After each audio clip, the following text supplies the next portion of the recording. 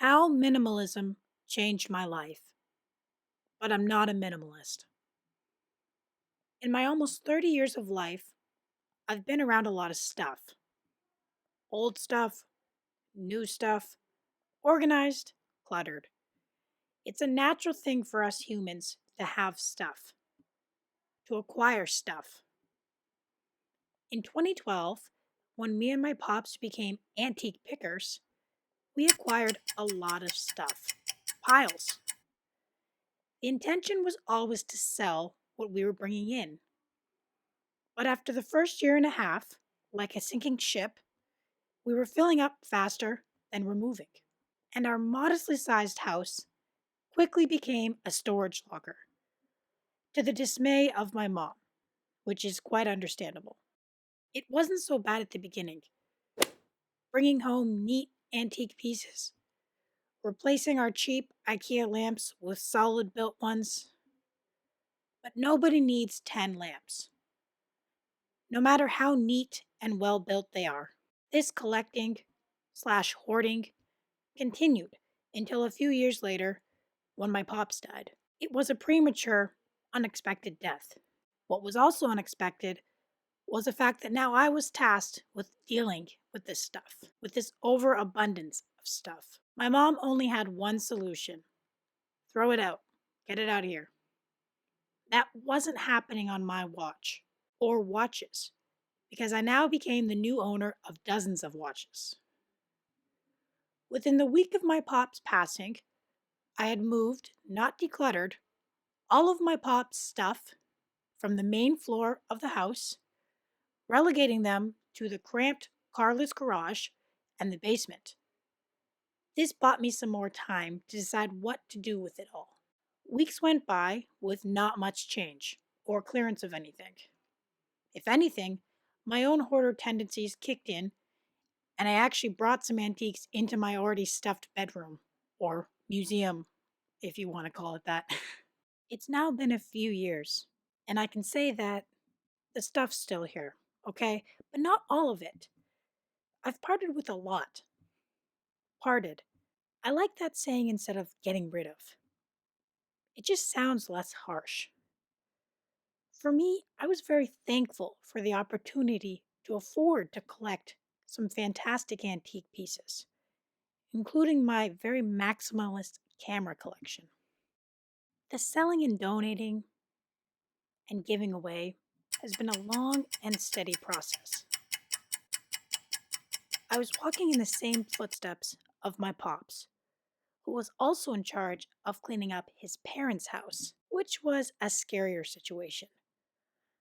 All I'm going to say is European, German antiques, look it up, fur coats, creepy paintings. You either get it or you don't, which is fine. Where it all changed was when I was watching a famous family YouTuber showing off her minimalist home. Where was all their stuff? And what the hell is a minimalist? The term catapulted me into the world of minimalism, decluttering.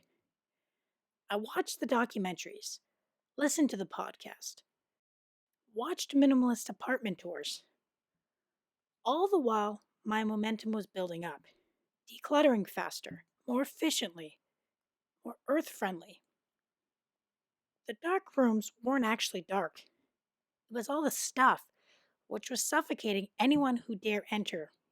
As Rubbermaids emptied, I was feeling freer, like on cloud nine, until I wasn't. After years now of downsizing my pop stuff, and mine too, I was at a standstill. I don't want to get rid of this antique camera. I don't care if there's no actual value, I just want it on my bookshelf. What was happening now was I was writing other people's views on minimalism, but now I was crashing. I had to reevaluate everything. I still had an overabundance of unnecessary stuff, but I needed a breather, so I took a break. I focused on life and work and had some fun. During my break, I tried to negotiate with myself. Keep the rest of this stuff. You may regret it in the future. Up until that point, I hadn't really regretted anything. Maybe one thing, but I'm kind of over it now. I was nearing the age where a place of my own was becoming a necessity. Did I want to bring it all with me? Honestly, the simple answer is no. Finding balance was key. Overdoing anything is never a good idea. Chasing a certain aesthetic or mindset is never a good idea. Balance is key. I'm not a minimalist, and I don't think I'll ever be one, but I've adopted some key minimalist outlooks. Surround yourself with things that add value to your life. Take care of what you do have. Similar to what I was doing with minimalism, don't go chasing a lifestyle or item hoping it will bring joy and contentment. Be thankful.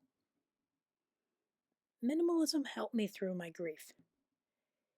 It helped me find balance, and it actually helped me find some happiness. Not by decluttering or removing all of my pop's things, but by curating the things that hold the most value to me. And by realizing, but by parting with these things, I wasn't parting with my pops. He was always right here next to me. Thanks.